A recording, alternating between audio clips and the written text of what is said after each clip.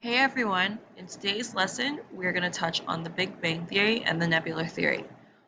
We're going to ask ourselves how was the universe created, and then compare the Big Bang Theory and Nebular Theory. Before we learn about these two theories, let's ask ourselves what a scientific theory is. The scientific theory is a well-tested, widely accepted explanation of scientific observations. They are supported by a vast body of evidence, so this just means that they're supported by a large body of evidence. The diagram at the bottom of the screen is also found at the bottom of your guided notes. It just is a quick refresh of the scientific method which we touched on a few days ago. So just to remind you, our scientific method begins with observing natural phenomena. So from that we're able to ask ourselves questions. What do we want to observe? And what do we want to see? And what do we want to learn? And then from that, we're going to create a hypothesis in the if-then-because format, and then design an experiment which we can test the hypothesis with.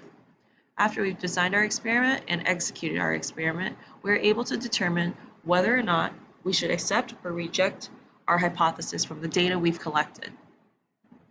After this, we can then communicate our results to the community and then make suggestions for future experiments. All right, let's move on. So how was the universe created? The Big Bang Theory is the theory that states that the universe began as a single point and has been expanding ever since. So the Big Bang Theory is just a theory that kind of describes how our universe was created. It doesn't mean it's really correct or that you should believe it or that it's the truth about everything. It's just something we're learning about because this is what scientists subscribe to. So remember, it's just a theory. So it's just a well-tested, widely accepted explanation. And it has a ton of evidence, but if you do not believe that the Big Bang Theory was how the universe was created, that's totally okay. There's nothing wrong with that. You do not need to subscribe to that belief, but just know that the Big Bang Theory is something that's widely accepted by the scientific community, and we're learning about it because we are studying astronomy this unit. So there are two pieces of evidence that support the Big Bang Theory. We'll touch on these later once you guys create your foldable after this lesson.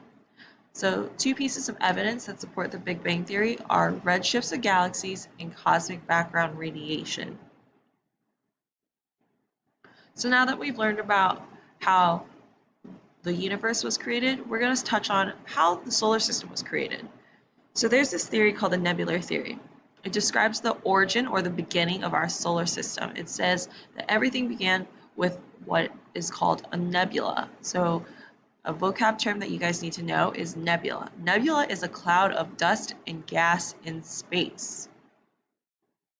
So remember, we just learned about the Big Bang Theory, which described the origin of our universe.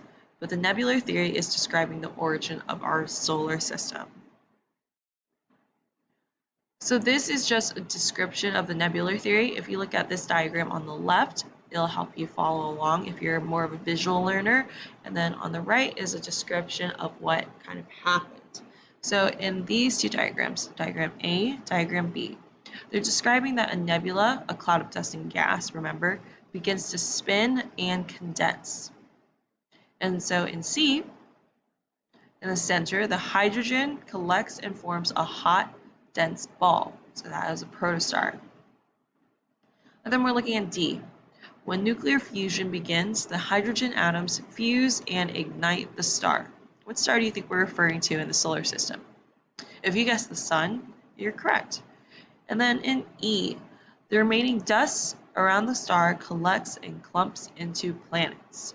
So this is just a description of how we believe the solar system came to be. So now you're going to create a foldable.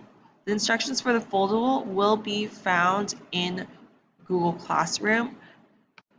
It'll include content on cosmic background radiation, which you'll be able to find on Google Classroom, and also redshifts of galaxies. So you'll notice that redshifts of galaxies and cosmic background radiation were the same two pieces of evidence for the Big Bang Theory. They are also the same two pieces of evidence for the nebular theory. So now that you've finished this lecture, make sure you finish your guided notes and show Mrs. Navarro for credit. That's me. And then once you're done with that, get started on your foldable. Have a nice day, guys.